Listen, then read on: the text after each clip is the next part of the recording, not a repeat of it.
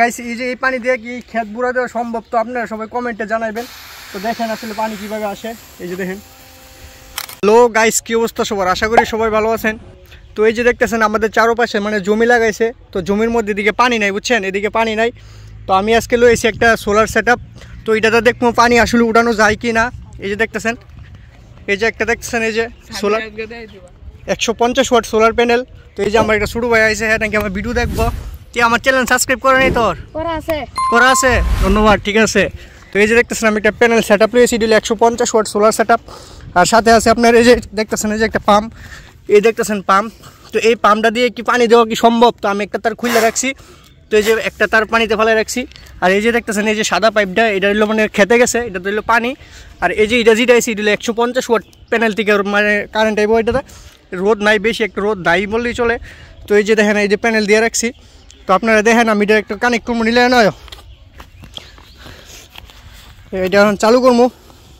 এটা আমি কিছুদিন আগে আপনার 1200 টাকা কিনছি এই মোটরটা, এই পাম্পটা। এটা 775 মোটর এটার ভিতরে আছে। তো নিলে ধরো আমি এটা কানেক্ট করে দিই। হালু হলো জায়গা মোবাইল ভালো দেখুন,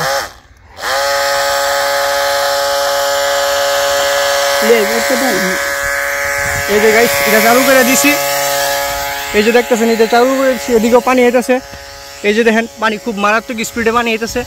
তো আসলে এই যে এই পানি দিয়ে কি এটা পানি পুষ্কিনি মানে এই ক্ষেত্রা বুড়া দেওয়া কি সম্ভব? এই দেন গাইস পানির কি আইতেছে। তো এটা আসলে ওয়াশার পাম্প কি, এই যে মূলত এটা দিয়ে চালাই। এই যে দেখতেছেন এটা হলো মূলত এটার কাজ হলো মেন এটা। এই যে ধরেন গাইস এটা দেখাইতেছি, এটা নিলে ধরো, ভিডিওটা ধরো। এই যে গাইস দেখতেছেন এটা লাগাই,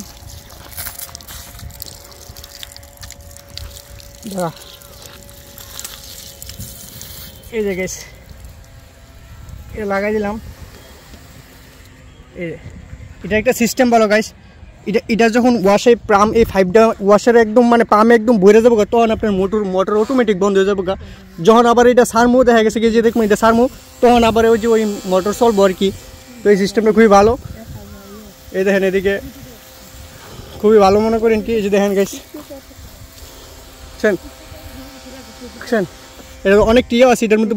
এই যে অনেক সার যেভাবে বীজ যেভাবে দেয় এইভাবে দেওয়ান যাবে, দেখছেন মানে কৃষিক্ষেত্রে বীজ দেওয়ার মতো সিস্টেমও করেন যাবে গাইস। এই যে এই পানি দিয়ে কি ক্ষেত বুড়া দেওয়া সম্ভব? তো আপনারা সবাই কমেন্টে জানাবেন। তো দেখেন আসলে পানি কীভাবে আসে। এই যে দেখেন ওই সামনে একটা ধনিয়া ক্ষেত আছে, এটাতে দিলে একটু উপকার হইলে দেখ। এই যে গাইস আরেকটা জিনিস দেখাইতেছি, এই যে পাম্পটা, এটাও দেখতেছেন একটা পাম্প। আসলে এই পাম্পটা মানে নষ্ট হয়ে গেছে, এটার ভিতরে একটা ময়লা ঢুকছে, ময়লা ঢুকিয়ে এটার পাঙ্কাটা জাম হয়ে গেছে আর কি। তো ময়লা ঢুকিয়ে পাঙ্কাটা জাম হয়ে গেছে, পাঙ্কাটা প্রায় খুললা গেছে এরকমই আর কি। তো এটা থাক, তো এটা দিয়ে বোরার দেওয়ার চেষ্টা করি, কুদ্দুর দেওয়া যাক।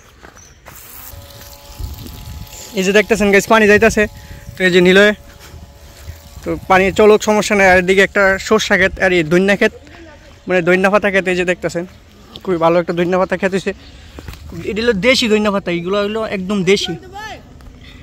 হ্যাঁ একদম দেশি না। তোর আমার চ্যানেলটা তোর মধ্যে সাবস্ক্রাইব করা নি? না করবো। ঢুকতো আমার চ্যানেলের নাম কি? সুকান্ত। কিন্তু সবার পর তোমরা যে চ্যানেলটা আইব এই দেখছস এটা সাবস্ক্রাইব করে দিবি, ঠিক আছে? তারপর যা ভিডিও আছে সব কিছু দেখতে পারবি।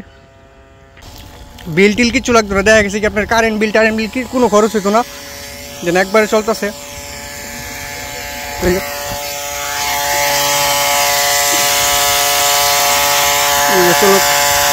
এই যে দেখেন আমার আগের যে পাম্পটা, তো এই পাম্পটা দেখেন মোটরের যে কার্বনটা আছে না একদম ক্ষয় হয়ে গেছে। এই যে দেখেন বুশটা একদম মানে ক্ষয় হয়ে গেছে, স্পিডের ঠেলা একদম ক্ষয় হয়ে গেছে।